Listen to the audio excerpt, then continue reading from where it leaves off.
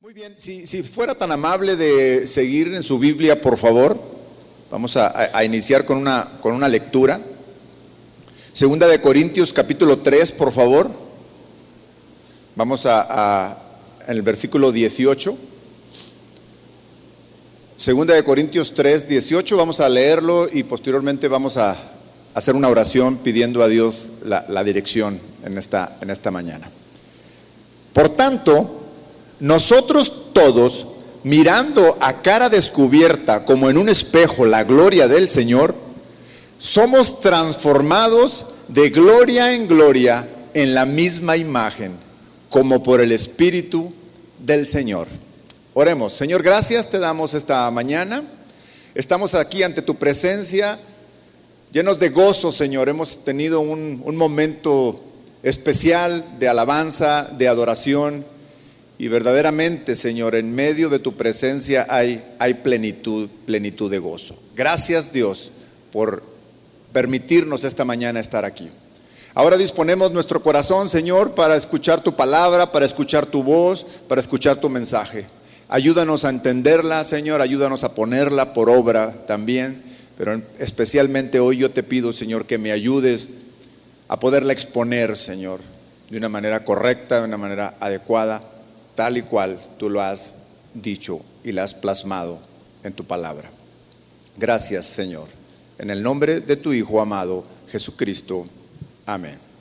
Hay una palabra en este versículo que acabamos de leer, que seguramente usted se dio cuenta porque hice un poco más de énfasis, que es la palabra transformados. ¿Sí se dio cuenta de esta palabra? Transformación es una palabra que en los últimos tiempos ha estado muy de moda en todos los discursos políticos. ¿Sí se ha dado cuenta usted? Transformación, por todos lados usan esta palabra. Claro, tiene un fondo político ahí, pero para nosotros como cristianos, esta palabra también tiene un significado espiritual muy poderoso para nosotros. Transformados, transformación. Es algo que realmente debemos de tener presente y que debemos de estar conscientes que es algo que en nuestra vida constantemente debe de estar operando Dios en nosotros, transformando nuestras vidas. ¿De acuerdo? Entonces, esta palabra que se traduce al español como transformados, en el original en griego, se traduce o se escribe en el original metamorfó, así con acento al final. Metamorfó es la palabra que se traduce a transformados. Y si usted asocia bien y ha escuchado la palabra metamorfosis en el español, pues puede realmente asociar lo que significa la metamorfosis. Es una palabra que en biología se usa muchísimo. Ese significado en el español es el siguiente. Si consultáramos algún diccionario secular, cualquiera de estos, encontraríamos que el significado es transformación que experimentan determinados animales en su desarrollo biológico y que afecta no solo su forma, sino también a sus funciones y su modo de vida. El ejemplo más conocido por todos es la transformación de la mariposa, la metamorfosis en la mariposa. Sí, no sé si usted alguna ocasión ha visto algún video que por ahí hay en redes sociales. Yo he preparado un pequeño video muy cortito que yo le voy a ir narrando ahorita que nos lo transmitan nuestros amigos de videos, si me pueden ayudar a pasarlo. Tiene que ver justo con este tema de la metamorfosis de la mariposa, ¿no? Bueno, según National Geographic, la transformación de la mariposa inicia siendo un diminuto huevo, un huevo muy, muy pequeñito que apenas podemos percibir, pero en un lapso aproximadamente entre 30 o 33 días se va convirtiendo este huevecillo. Entonces este huevecillo pasa a ser una larva, luego a ser una oruga y posteriormente a ser una mariposa. Entonces no es que un que a un gusanito le salgan alas, sino que hay una transformación muy importante en esto. Mire, la mariposa no es una simple oruga, le decía, a la cual le salieron alas, sino que si así fuera que a esta oruga solamente le salieron alas, pues entonces sería solamente un cambio externo, no sería una transformación o no sería una metamorfosis, sería solo algo que no tenía alas y ahora lo tiene. No, en este caso, el organismo se transforma y sigue siendo el mismo organismo. Fíjese muy bien esto qué interesante está. Sigue siendo el mismo organismo porque no muere. No muere, es el mismo organismo. Su ser interior se transforma desde adentro, es decir, inicia la metamorfosis, inicia la transformación desde adentro. Dice National Geographic que sus organismos, sus órganos, su sistema digestivo, su sistema nervioso, todo lo que pueda haber internamente, se absorbe nuevamente en su cuerpo, o sea, se absorbe a su cuerpo y luego desde su interior empieza esa transformación. Eso es en cuanto a su cambio interno, pero en cuanto a sus preferencias también cambia. Fíjese, antes esta pequeña oruga comía hojas de las plantas. De hecho, se la pasaba comiendo mucho tiempo. Come hasta que llegaba a la parte final de su transformación. Pero pasa de comer o de tener preferencia por la comida de las hojas verdes, al final tener preferencia por el néctar de las flores. ¿Se da cuenta este gran cambio? En su apariencia también cambia.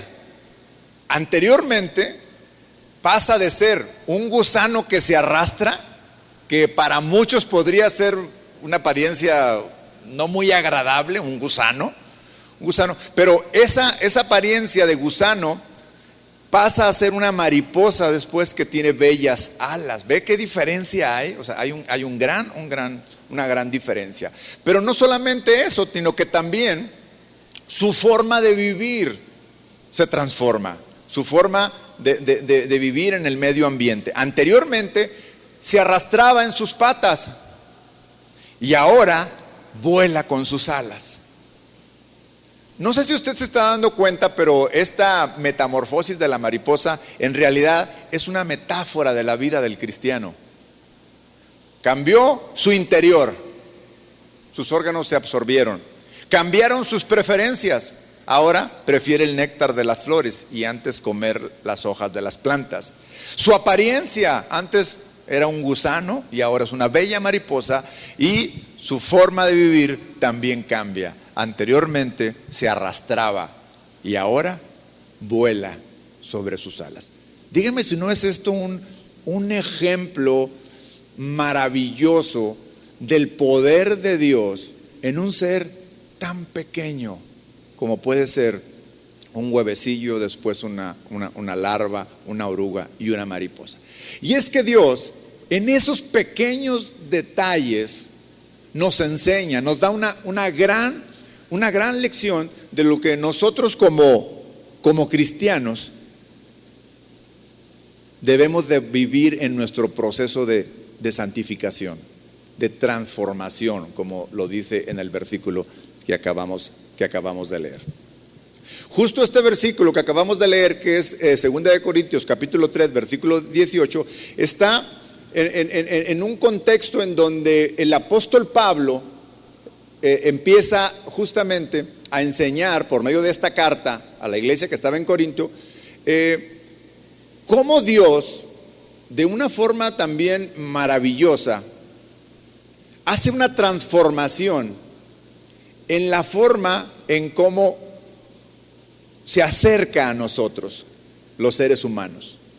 Es muy interesante, antes de entrar a comprender la transformación del ser humano, cómo Dios también hace una transformación en la forma en cómo Él se relaciona con nosotros. Vamos a ver un poquito algunos versículos que están hacia atrás para entender muy bien esta forma de cómo Dios hace justo este cambio. Y consiste justamente este cambio en que pasa, en primer lugar, le voy a narrar así rápidamente en qué consiste esto y luego vamos a leer los versículos. En primer lugar, explica que pasamos de un antiguo a un nuevo testamento, o sea, a una nueva herencia. Pasa de tener un antiguo pacto a un nuevo pacto. Hay una transformación ahí en este pacto. Ese pacto anteriormente, que estaba basado en la ley, ahora pasa en nosotros a un pacto que está basado en el Evangelio, en las buenas noticias de Jesucristo. Un pacto anterior que estaba en una ley, que vamos a leer claramente ahí, que es una ley que mata, a un espíritu que da vida. ¿Ve? Si me sigue cómo es una transformación en la relación con Dios. Y luego pasamos también de una ley o una letra que daba condenación para pasar a un estado de gracia en la cual tenemos justificación. Es la forma en cómo Dios fue transformando la forma en cómo se relaciona con nosotros como seres humanos. En 2 de Corintios, en la misma carta que el apóstol Pablo escribió, en el mismo capítulo 3, pero si nos vamos unos versículos hacia atrás, en el versículo 6, veamos lo que dice. Él nos ha capacitado para ser servidores de un nuevo pacto. ¿Vemos? Nuevo pacto. No el de la letra, sino el del espíritu. Porque la letra mata, pero el espíritu da vida. Hermanos, esta es una gran transformación. Esto es un gran cambio. ¿Por qué dice Pablo que la letra mata? ¿De qué manera la letra mata? ¿Cómo es esto? ¿Cómo podemos entender que esa letra, y se está refiriendo a la ley que estaba escrita, que fue dictada por Dios a Moisés?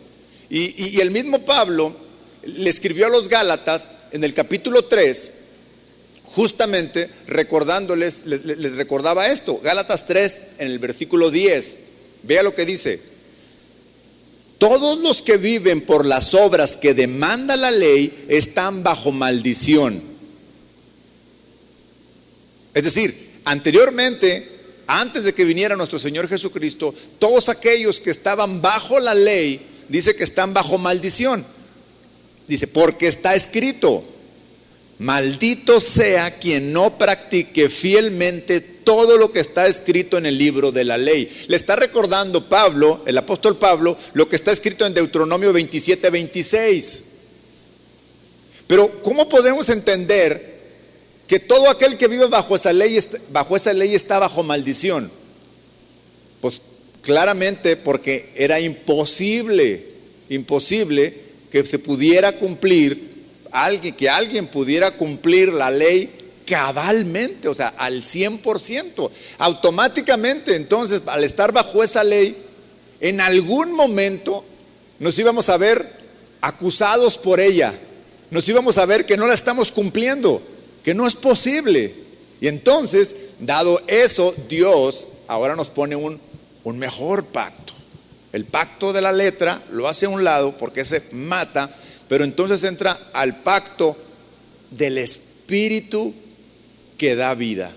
La condenación es muerte y el espíritu de Dios nos da vida. Eso está en el versículo 6. Versículo 7 dice: el ministerio que causaba muerte, el que estaba grabado con letras en la piedra, fue tan glorioso que los israelitas no podían mirar la cara de Moisés debido a la gloria que se reflejaba en su rostro, la cual ya se estaba extinguiendo. Si usted recuerda aquel pasaje en donde Moisés baja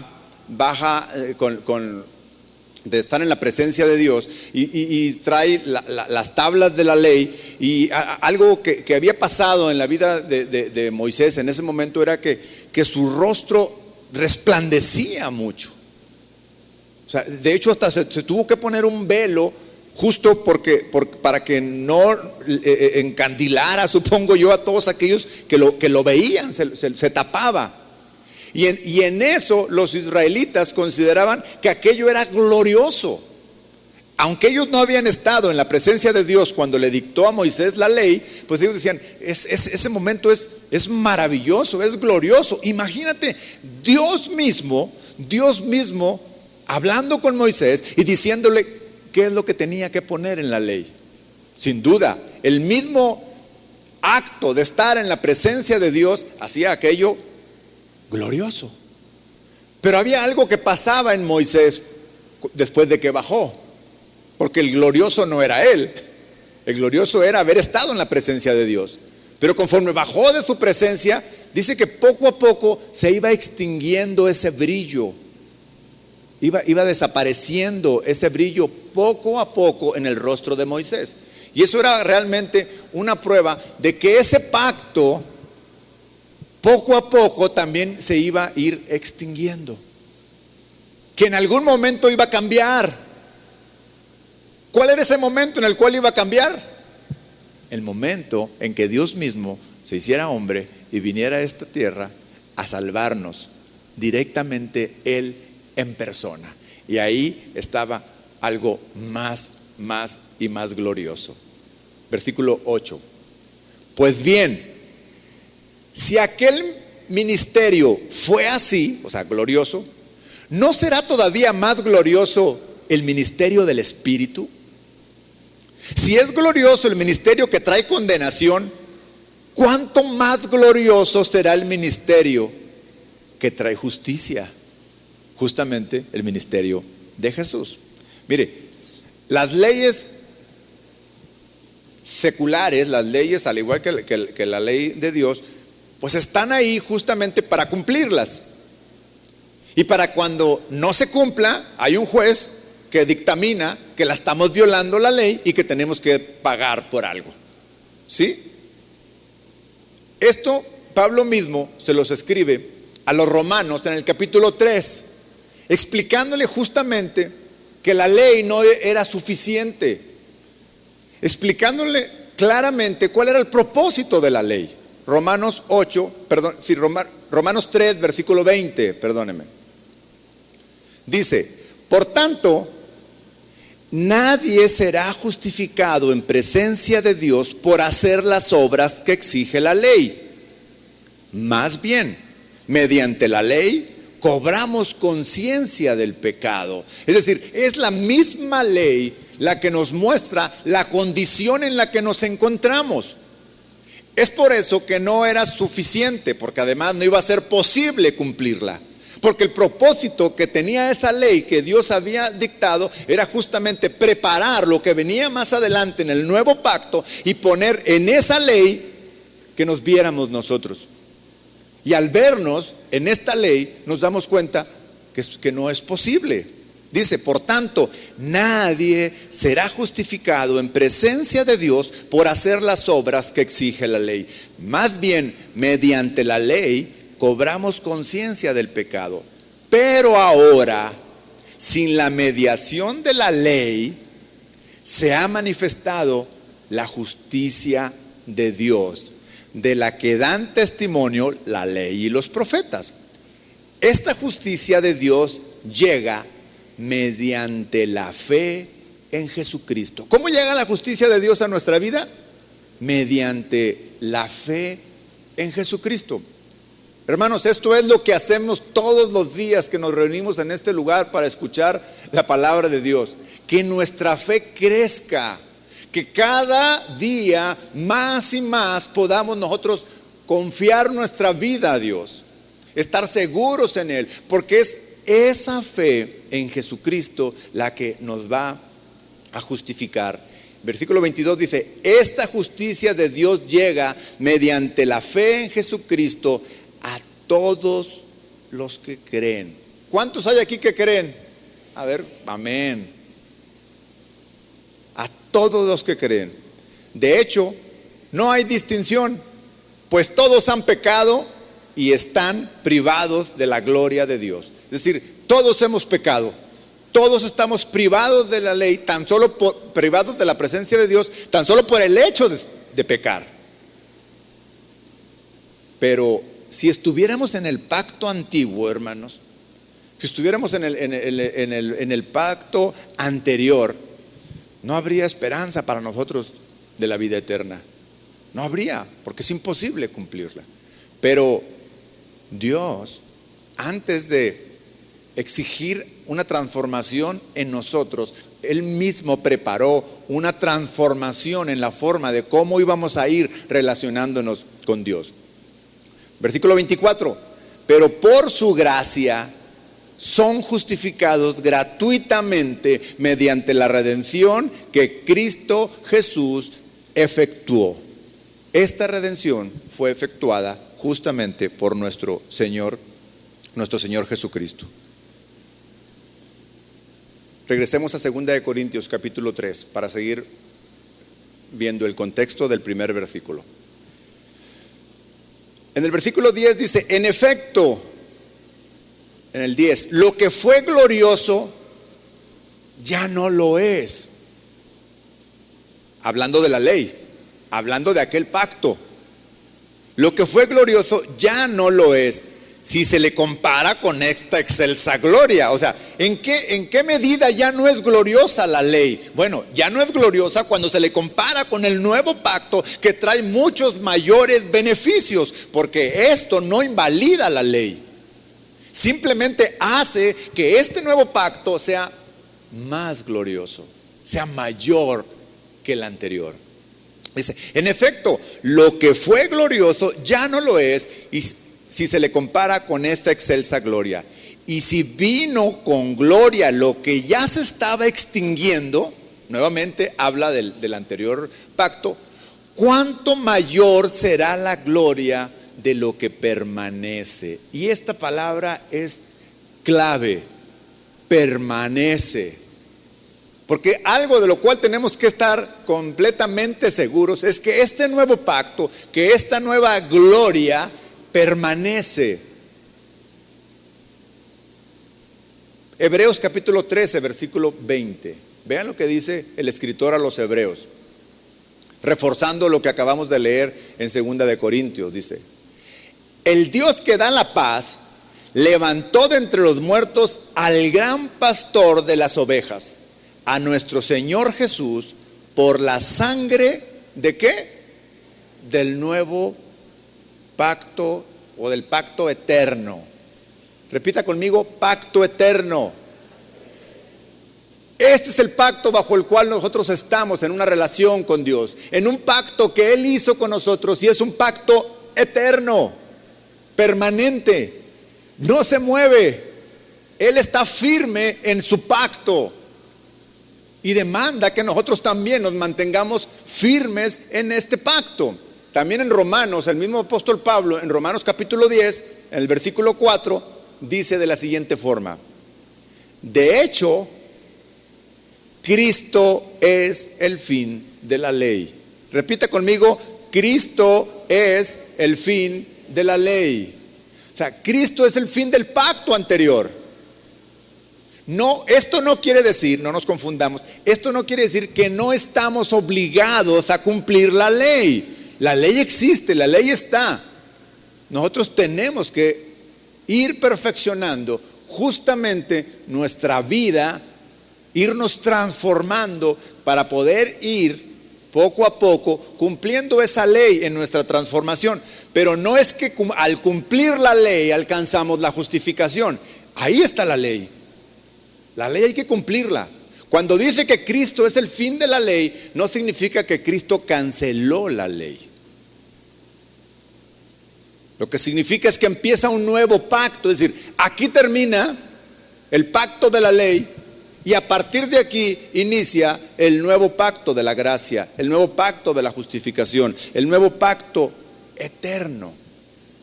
Y esto es maravilloso porque nos da a nosotros confianza, nos da a nosotros certeza.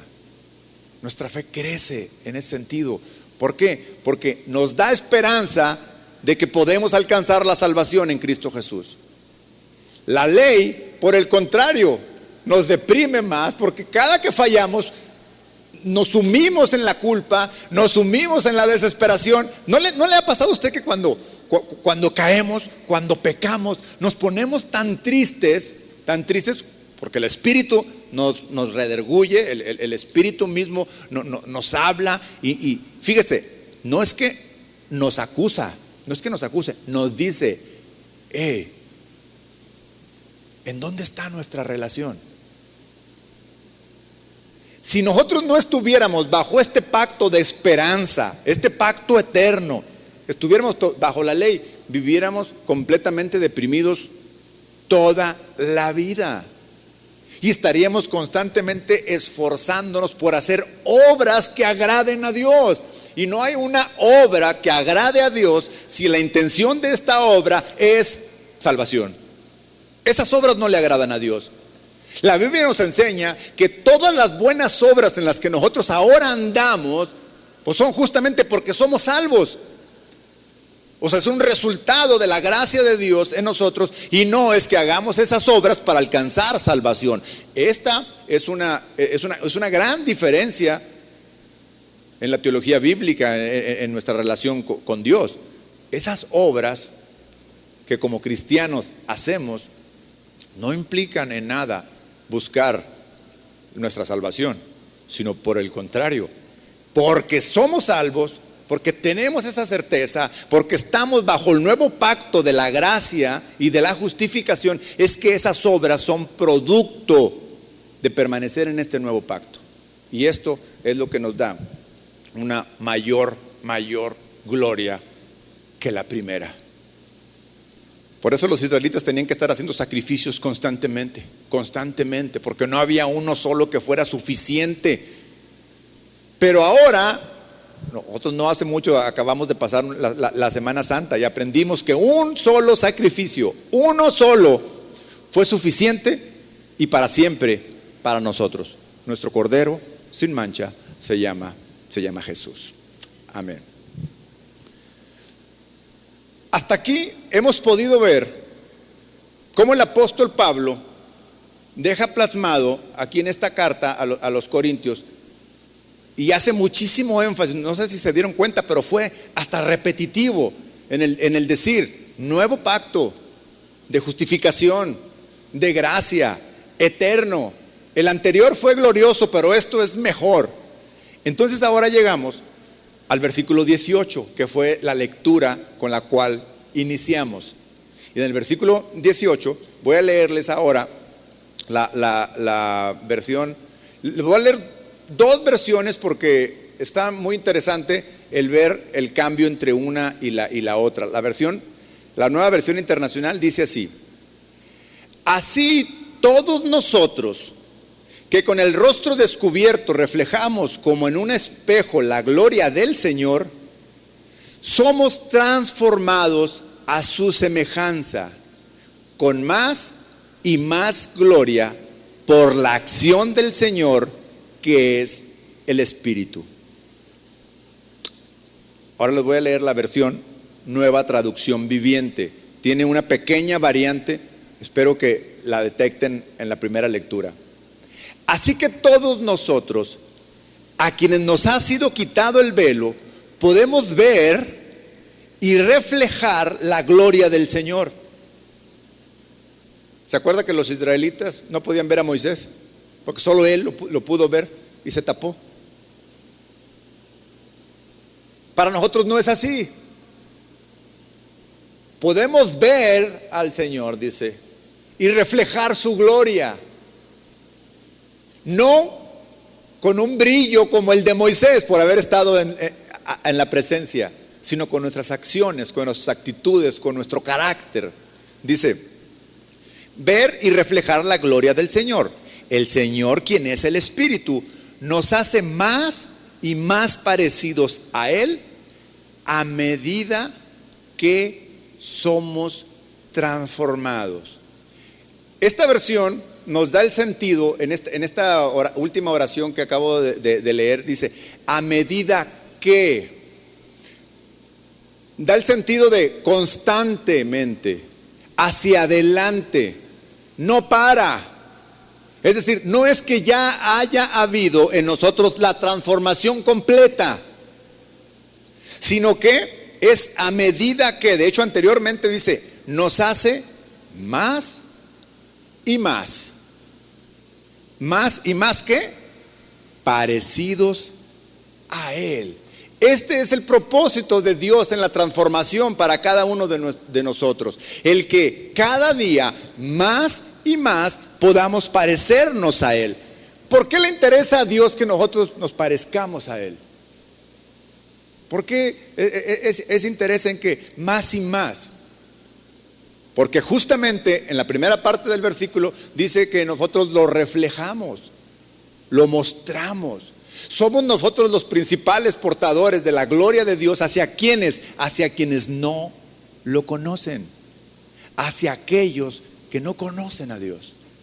Entonces lo que Dios quiere es que lo reflejemos para que más y más personas lo conozcan y tengan conocimiento de Él antes de que venga nuevamente. Dice, a medida que somos transformados, y luego dice, a su gloriosa imagen.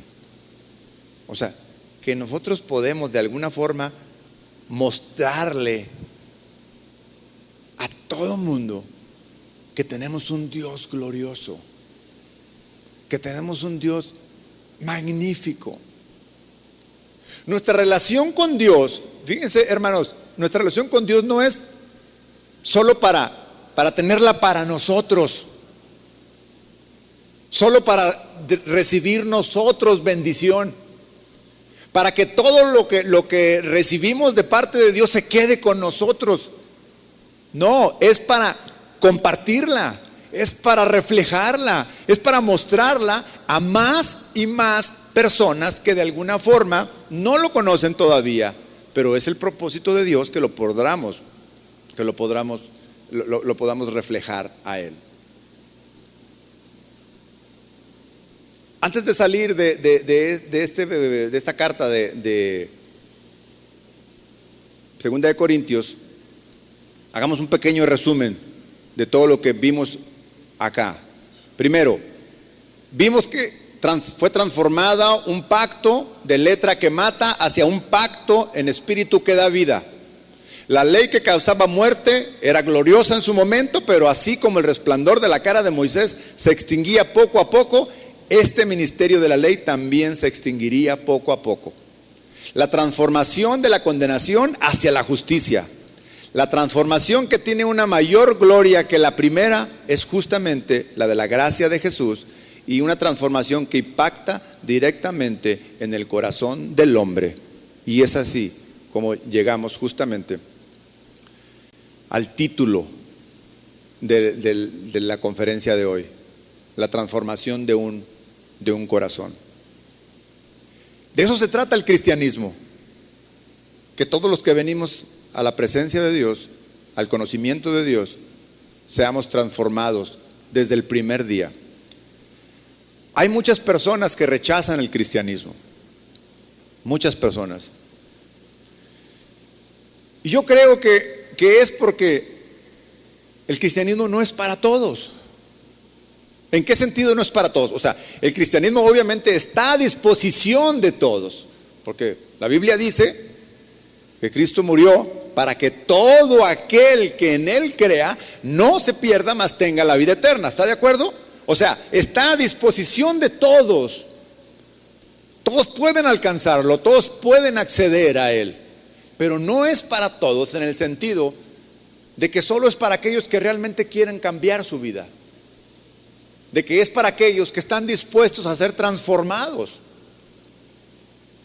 De lo contrario, no es posible venir a Cristo y querer mantenerme como siempre he sido.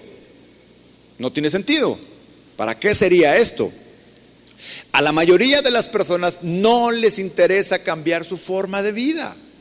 Están satisfechas Así como son les gusta. ¿No he escuchado esto? Así soy yo.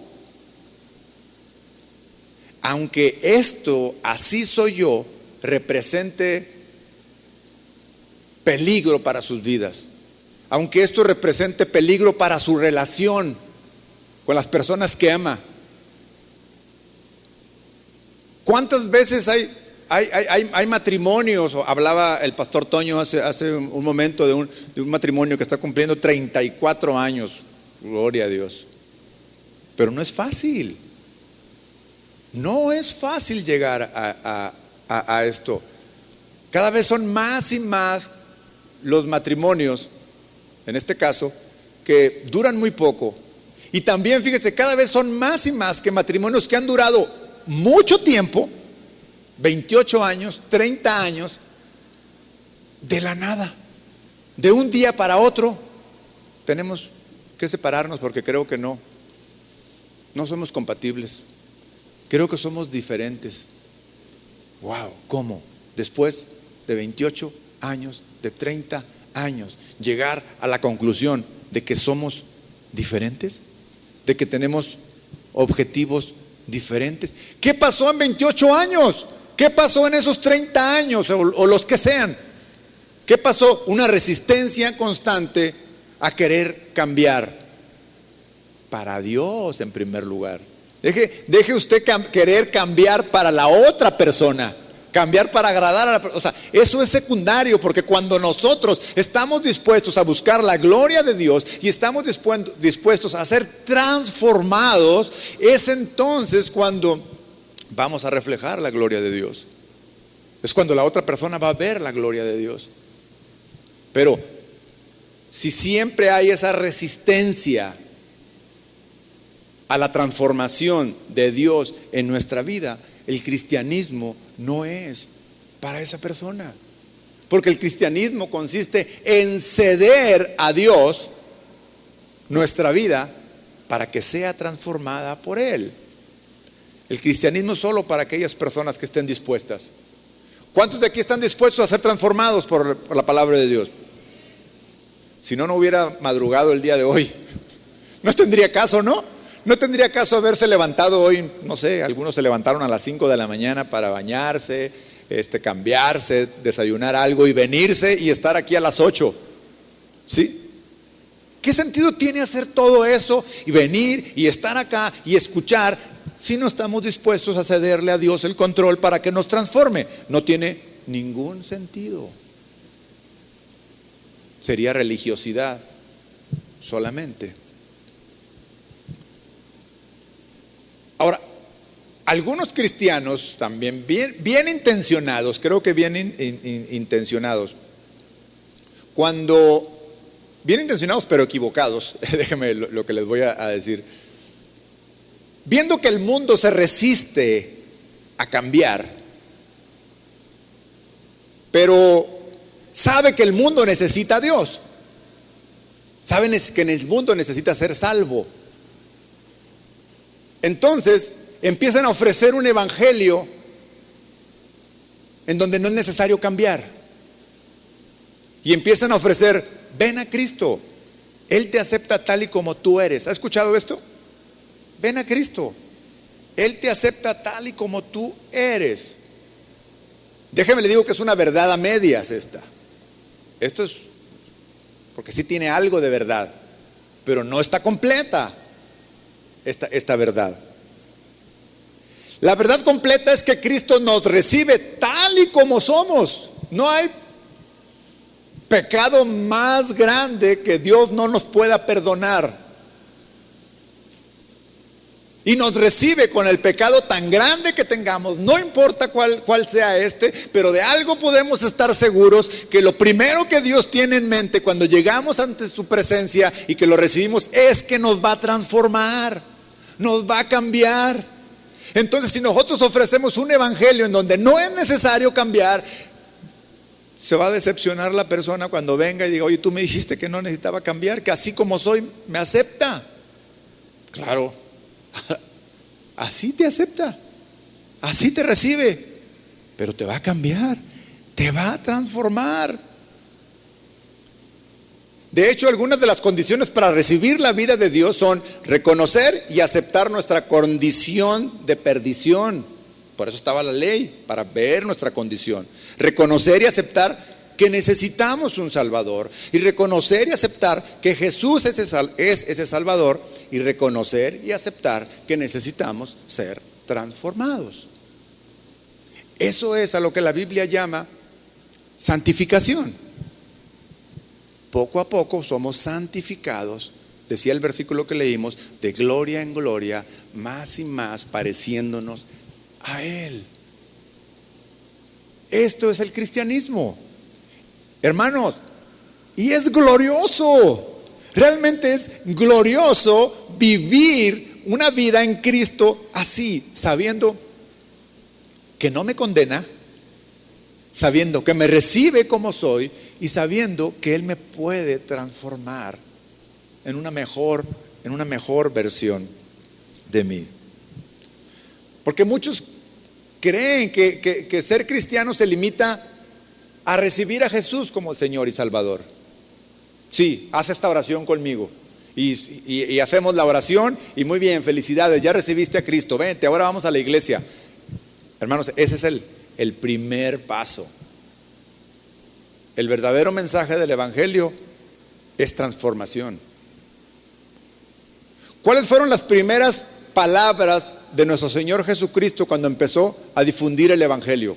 ¿Usted se acuerda? ¿Cuáles eran? Arrepentíos. ¿Sí? Arrepentíos. Antes de nuestro Señor Jesucristo, ¿quién vino a anunciar eso? Juan el Bautista. ¿Y cuál era su mensaje? Arrepentíos. Después Pedro, en aquel discurso magnífico, después de que ascendió Jesús al Padre, ¿cuál fue su mensaje? Arrepentíos. No podemos quitar eso de la Biblia. Pero eso no tiene que ser algo condenatorio para nosotros, sino por el contrario, tiene que ser algo glorioso. Este pacto es más glorioso que el anterior.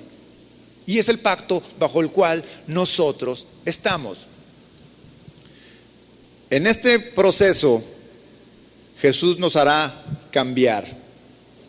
No seremos nosotros mismos los que vamos a cambiar. No seremos nosotros. No lo intenten sus propias fuerzas, hermano. No es posible. No es posible. O sea, si fueran nuestras propias fuerzas, no lo vamos a lograr. Necesitamos, de hecho, que sea el Espíritu Santo de Dios obrando en nosotros quien empiece a trabajar en ello. Ahora, ¿qué sí debemos de hacer nosotros? Porque eso es algo importante. Hay algo que sí debemos de hacer nosotros. Uno, identificar qué es lo que necesitamos cambiar. Darnos cuenta qué es lo que estamos fallando a Dios. Y entonces ahí es cuando decimos: Señor, aquí está, te entrego esto. Soy consciente que fallo en esto. Soy consciente que te necesito. Hermanos, esto es lo que hace gloriosa la relación con Dios. Que cuando uno reconoce sus fallas, reconoce sus pecados y los confiesa a Dios, es cuando Dios entra en operación. Porque es ahí justamente el banderazo de salida para decir: Señor, cámbiame, aquí estoy ya, transforma mi vida. Y es Jesús quien lo hará cambiar, hará que cambiemos cada uno de nosotros. No seremos nosotros mismos. Segunda de Corintios, capítulo 5, versículo 17. Hermanos, porque esto es lo que somos, esto que vamos a leer. Por lo tanto, si alguno está en Cristo, es una nueva creación. Lo viejo ha pasado, ha llegado ya lo nuevo. Hermanos, no tenemos por qué vivir en lo viejo. No tenemos por qué vivir en las viejas conductas que teníamos. No tenemos por qué vivir en los pecados viejos. Sino que la nueva naturaleza de Dios se refleja en nosotros cada día. Porque eso fue lo que Dios hizo en nosotros. Somos nuevos.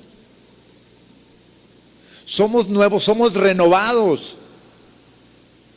El viejo yo ya no existe.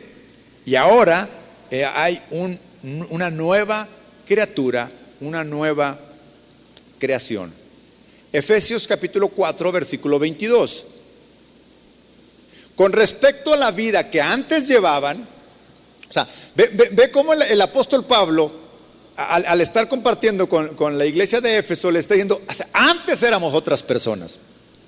Reconocemos lo que antes éramos. O sea, no lo niego. Con respecto a la vida que antes llevaban, se les enseñó que debían quitarse el ropaje de la vieja naturaleza. ¿Qué es ese ropaje de la vieja naturaleza? ¿Qué significa ese ropaje anterior? Las conductas anteriores, las formas de cómo vivíamos anteriormente. Quítate esa. O sea, cuando dice que fuimos enseñados en eso, es, oye, para ti no debe de ser nuevo saber que venir a Cristo representa estar dispuesto a quitarnos aquello, a desechar aquello. Ya fuimos enseñados así, les dice Pablo. Debemos quitarnos el ropaje de la vieja naturaleza, la cual está corrompida por los deseos engañosos. Todos sabemos que justamente lo que hace el pecado en nosotros las personas, pero también en el mundo entero y en la misma naturaleza, es corromper todo aquello que alcanza. ¿Sí o no? ¿Qué es corromper? Que se va perdiendo cada día más y más, y cada día se va degradando más y más aquello que Dios hizo puro. Por ejemplo, en la naturaleza, en todo aquello. Cuando se corrompe, ya no hay forma. Dice, porque está corrompida por los deseos engañosos. Ser renovados en la actitud de su mente y ponerse el ropaje de la nueva naturaleza creada a imagen de Dios en verdadera justicia y santidad. En verdadera justicia y santidad. En eso consiste justamente la renovación. En la Biblia hay muchos ejemplos de cómo Dios obra en la transformación de las personas.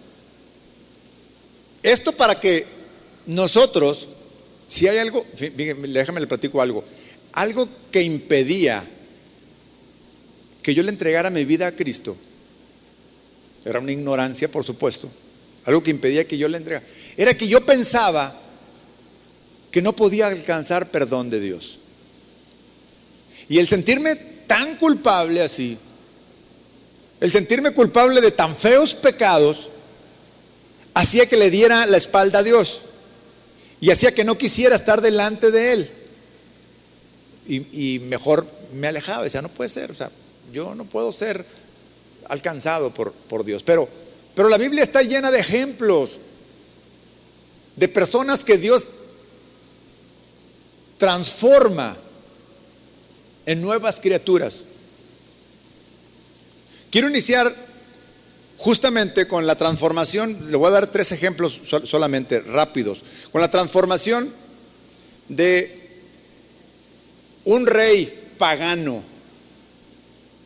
sanguinario, cruel, arrogante, presumido, altivo, egoísta. Cualquiera podría asegurar, no tiene remedio. Pero mire, después de ser humillado y con un propósito claro que Dios tenía, llegó a un punto en que esta humillación, en que su arrogancia y su egocentrismo lo hizo que se volviera loco. Estoy hablando de Nabucodonosor. Se volvió loco. Loco a tal grado que parecía una bestia. Apartado de los hombres, dice que estaba atado allá, comía como un animal. A ese punto. Entonces aquel rey que era glorioso, que tenía un poder en aquella época, y que además tenía todas esas características de ser egoísta, tirano, etcétera, etcétera, su corazón fue transformado. Fue transformado por el poder de Dios hasta el punto de reconocer a Dios. Daniel capítulo 4, en el versículo 34. Después de que pasó todo esto que le acabo de narrar, esto es lo que testifica el propio Nabucodonosor. Pasado ese tiempo, yo, Nabucodonosor, elevé los ojos al cielo y recobré el juicio. Entonces alabé al Altísimo, honré y glorifiqué al que vive para siempre. Su dominio es eterno, su reino permanece para siempre. Ninguno de los pueblos de la tierra merece ser tomado en cuenta. Dios hace lo que quiere con los poderes celestiales y con los pueblos de la tierra. No hay quien se oponga a su poder ni quien le pida cuentas de sus actos. Recobré el juicio y al momento me fueron devueltos la honra, el esplendor y la gloria de mi reino. Mis consejeros y cortesanos vinieron a buscarme y me fue devuelto el trono. Llegué a ser más poderoso que antes. Por eso yo, Nabucodonosor, alabo, exalto y glorifico al Rey del cielo, porque siempre procede con rectitud y justicia y es capaz de humillar a los soberbios. Qué declaración de un rey pagano. No hay imposible para Dios, hermanos. ¿Usted recuerda de dónde Dios lo sacó? Yo recuerdo de dónde Dios me sacó. Y no hay nada imposible para Dios para transformar mi vida, tu vida y cualquier circunstancia en la cual estés viviendo. Dios la puede transformar. Dios la puede cambiar. Como declara Nabucodonosor, no hay nada que lo limite. No hay nada a quien Él tenga que darle cuentas. Él es soberano. ¿Qué es lo que quieres, hermano, que Dios cambie en tu vida? ¿Qué es lo que esperas que Dios transforme en tu vida? ¿En qué situación estás viviendo que necesitas que Dios obre urgentemente? No importa cuál sea. Si tu corazón es un corazón dispuesto a decir, aquí estoy, Señor, te lo entrego a ti y esperaré. Esperaré. Y voy a esperar porque yo estoy seguro que tú vas a obrar. Y cambiarás aquello que parecía terrible en algo glorioso, en algo maravilloso. El ejemplo de la vida de Saulo también es maravilloso, solo que Saulo era un israelita, pero Saulo era un religioso. Pero religioso, aquellos que salen a defender el nombre de Dios a costa de lo que sea.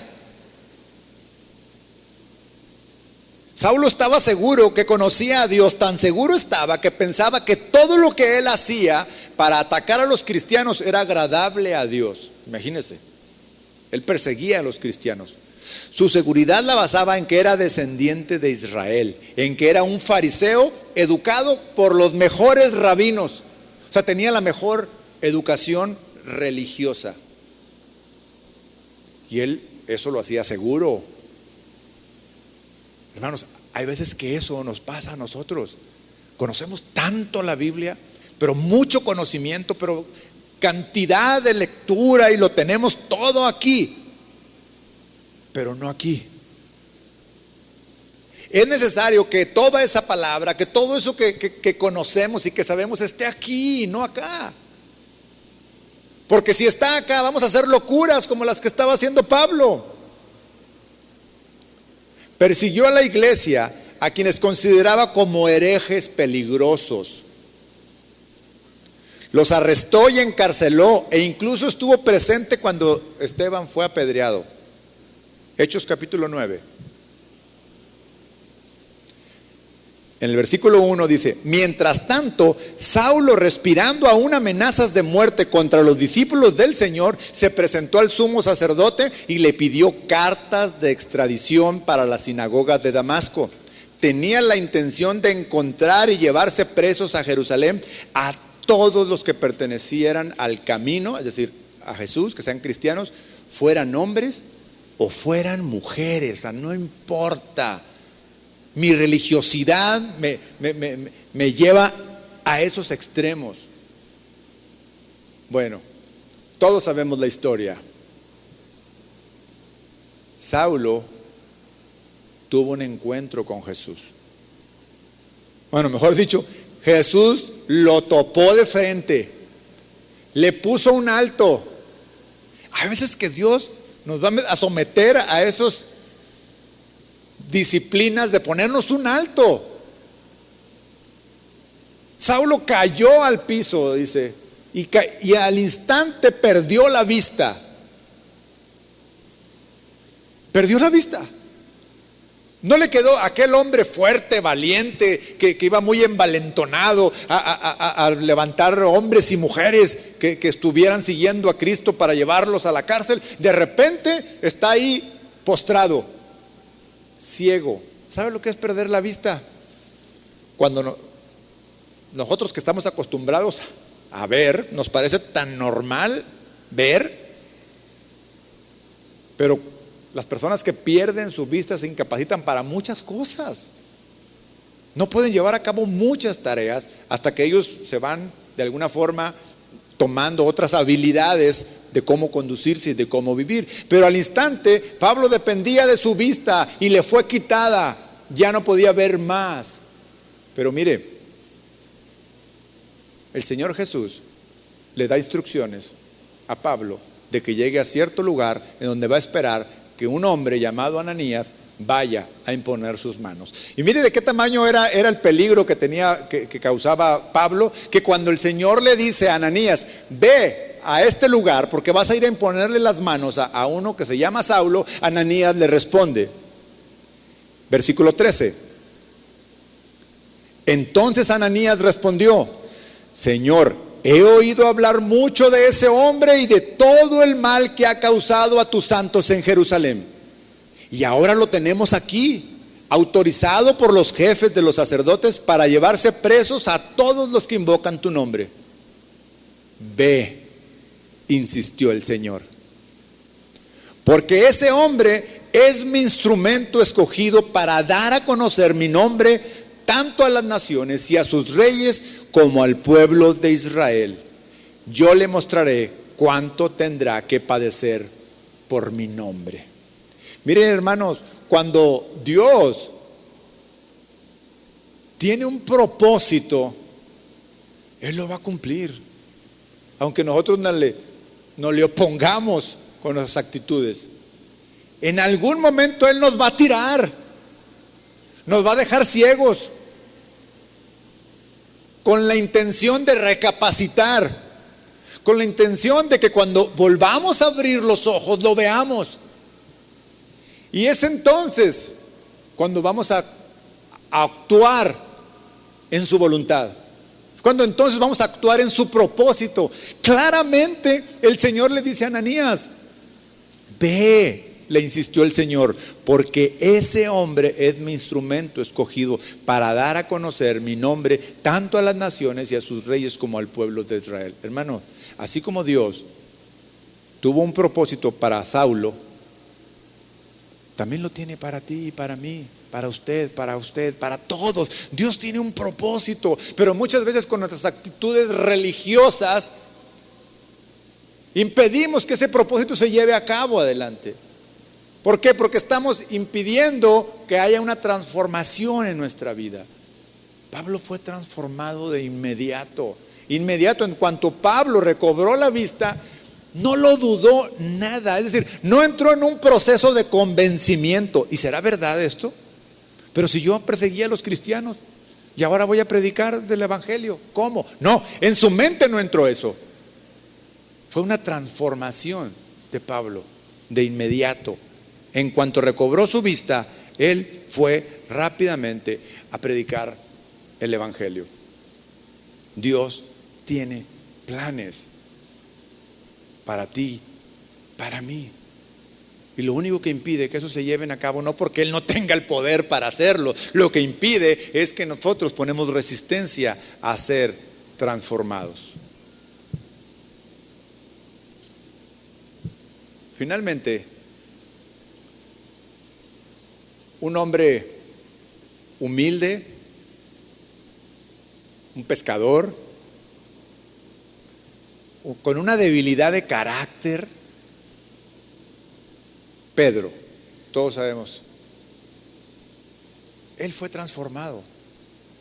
Él todo el tiempo que estuvo con Jesús, en todo momento que estaba con Jesús, iba en un proceso, y no se veía que avanzara.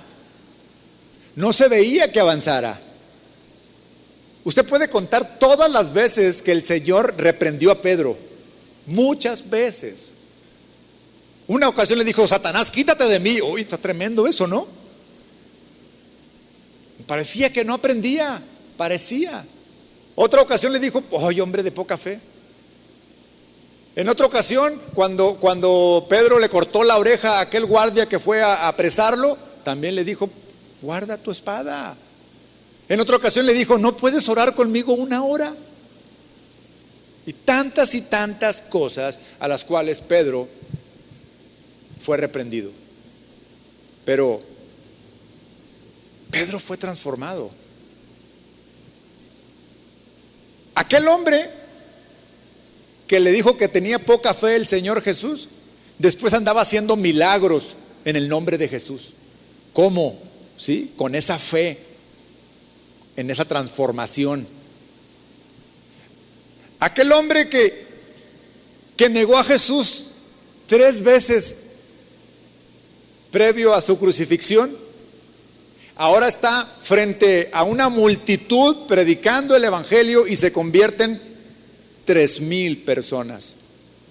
3,000. 1,000 por cada negación que tuvo Pedro del Señor. 3,000. Un mensaje poderoso. Léalo, ahí está en el libro de los Hechos. Transformado. ¿Sabe que Dios puede hacer de aquí levantar predicadores, misioneros, evangelistas, maestros? Aquí hay material suficiente en las manos de Dios. Dios nos puede transformar, llevar a esos niveles en los que llevó a Pedro, porque el Espíritu Santo tomó autoridad en él. Tomó la autoridad en la vida de Pedro. Concluyamos y reflexionemos. La gran mayoría de nosotros hemos aceptado a Cristo. Si no es que todos los que estamos acá. Y queremos seguirlo. Y estamos dispuestos a ser transformados por Él. ¿Está de acuerdo? ¿Está dispuesto a ser transformado por Él? ¿Qué sigue? ¿Qué tengo que hacer para avanzar? ¿Cuál debe ser mi actitud para ver la obra de Dios en mi vida? Bueno, yo creo que deberíamos de hacer un diagnóstico de nuestra vida espiritual, cada uno de nosotros. Y lo primero que tendríamos que evaluar es cómo está nuestra intimidad con Dios. Ese es el paso número 1. Porque es en la intimidad con Dios, en donde lo vemos cara a cara, en donde lo conocemos, en donde podemos tener después la capacidad de reflejar lo que es Él. Intimidad con Dios. Difícilmente vamos a ser transformados si no pasamos tiempo de oración. Difícilmente vamos a ser transformados si no pasamos tiempo de comunión con Dios. Y cuando digo comunión es, ¿usted le habla a Dios? Y me refiero a hablarle a Dios no solo cuando se mete en su aposento y se hinca y se pone a orar. No, cuando va en el camión, cuando está en su oficina, cuando está en su cocina, cuando está bañándose. ¿Usted le habla a Dios? Pareciera una locura. Para cualquiera sería una locura, pero para nosotros no es una locura, porque es nuestra intimidad con Dios, es nuestra comunión con Dios. Y lo primero que tendríamos que evaluar sería: ¿cómo está mi intimidad con Dios? Necesito ser consciente de que para poder ser transformado, necesito que sea Dios quien obre en mí. Analizarnos a la luz de la palabra de Dios. Mi relación con Dios, ¿cómo está? Después, tendríamos que voltear a ver para decir: oye, ya sé, ya conozco a Dios, ya sé su voluntad, ya conozco su deseo para mí, ahora lo sé. Bueno, ahora tendríamos que voltear a vernos a nosotros. Sí, a nosotros. Porque de repente hay una ceguera hacia cómo soy, hacia qué tengo que cambiar. Y si somos cerrados a que no permitimos que alguien nos lo diga, pues entonces lo tenemos bastante complicado. Tenemos que hacer un autoanálisis. Y entonces, para poder evaluarme a mí, ¿cómo lo puedo hacer? Bueno, lo podemos hacer evaluando en mi relación. Ya evalué mi relación con Dios, pero ahora puedo evaluar mi relación con mis cercanos. En este caso, mis cercanos son mi esposa y mis hijos. ¿Quiénes son sus cercanos?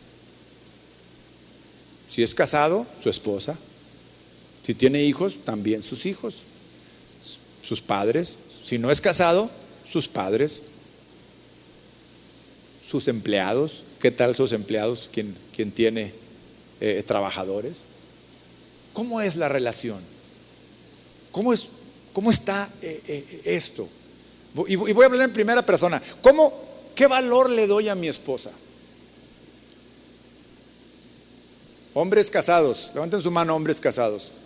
¿Qué valor tiene tu esposa para ti? Y señoras, usted tome lo propio. Yo estoy hablando como varón a los varones, pero tome lo que le corresponde. ¿Qué valor tiene mi esposa? ¿Qué valor tiene su esposo para usted? Ahora, ¿cómo le damos el valor? A veces que no sabemos cómo valorar esto. Bueno, yo de entrada le diría, bueno, para ver el valor que le tiene nuestra esposa para nosotros, pondría, y créeme, yo estaba haciendo la lista cuando preparaba esto. Siempre yo soy el primero que me predico y me topo con las fallas, las primeras, porque no le puedo hablar de sus fallas, porque no las conozco, pero sí conozco las mías. O que yo podría darle el valor a mi esposa. ¿Qué atención le pongo? ¿Qué prioridad hay en la atención que le pongo? Y cuando hablo atención es de cómo la escucho, cómo la observo, cómo le hablo. ¿Sí me siguen, varones? Oigan, yo tengo 30 años de casados y no me dejará mentir la persona que está cumpliendo 34 años, que con el tiempo lo vamos así como que dejando, pues se hace costumbre. Oye, ¿hay un buenos días en la mañana? ¿Cómo amaneciste? ¿Cómo estás? Y hay veces que le digo, por favor, gracias. ¿Cómo está mi tono de voz? ¿Qué atención le pongo? Yo encontré una falla tremenda que estoy seguro que muchos de ustedes la tienen. Y dije, tengo que corregirla, Señor, te la entrego. Y te la entrego porque necesito fuerza, o sea, no va a ser muy difícil. Yo sé que va a ser difícil. Pero ¿cuántas veces, varones, se encuentra usted en una habitación, en un restaurante, en cualquier lugar, solo con su esposa? Cuando estamos solos, ahí haciendo cualquier cosa, pero estamos solos, ¿usted cree que en esa soledad puede haber algo que se interponga a que me distraiga mi atención y no estar concentrado en verla, escucharla, sentirla? Sí, mi celular, lamentablemente. Y dije, no puede ser que no aproveche el tiempo que estoy frente a ella y no la vea a los ojos. Y me puse a hacer el análisis. Y mire, más del 75% del tiempo en el que estábamos, no sé si estábamos en en la cocina o donde sea, tenía el celular en la mano. Y en algún momento volteaba a verlo.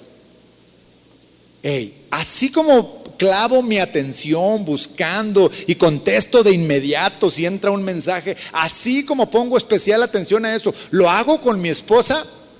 Si la respuesta es no, estoy tremendamente mal. Podrá decir, ay, qué exagerado. Eso se va acumulando. Se va acumulando, se va acumulando y entonces se pierde el interés. Vivimos con una persona que no conocemos después. Yo dije, no, tengo que quitar ese distractor en el momento en que, no es que vaya a tirar mi celular, pero en el momento en que yo me encuentro solo con mi esposa, en alguna habitación, en un lugar, en cualquier situación, yo digo, voy a poner toda mi atención a ella, para escucharla, para contestarle. La otra vez me dijo, no me estás escuchando, ¿verdad? Ay, perdón. Y luego, pero cuando me dijo, ¿no le ha pasado a usted, hermana? ¿O hermano? No me escuchaste, ¿verdad? Y ya cuando me dijo, no me estás escuchando, y guardé el celular, ya perdió el interés y se volteó. Dijo, no, pues olvídalo. Hermanos, son detallitos tan pequeños, pero una gota destruye una roca, una tras otra, tras otra, tras otra. Necesitamos parar, necesitamos analizar y decir, Señor, aquí está. Necesito ser transformado por ti. Estoy en mis fuerzas, estoy en mi capacidad, estoy en lo que yo creo que puedo hacer. ¿Cómo atiendo sus necesidades espirituales? ¿Quiere ser transformado? Le pregunto, ¿quiere ser transformado por Dios? Entregue eso a Dios, identifíquelo antes. Cierre sus ojos.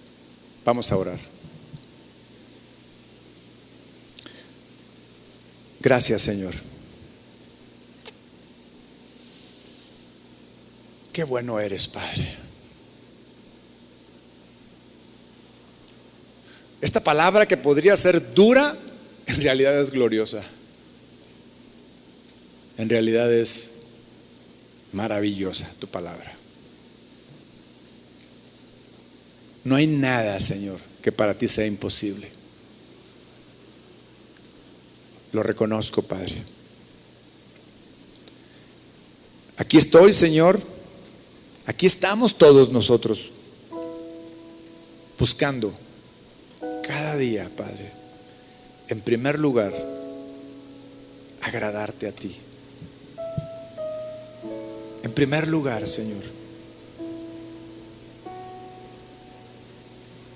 entregándote nuestra vida para que sea transformada por ti. Tú nos has enseñado, Señor, que nos has dado un mejor pacto, un pacto glorioso, y que quieres transformarnos. Te entregamos nuestras fallas, te entregamos nuestras faltas. Transfórmalas. Aquí está cada uno de mis hermanos, Señor. Tu palabra ha llegado a sus corazones, tu palabra ha llegado a sus vidas, y están muchos de ellos, Señor. Algunos de ellos hasta se pusieron de pie, Señor. Una señal de acercarse más a ti, de humillar más su corazón. Tú los conoces, Señor.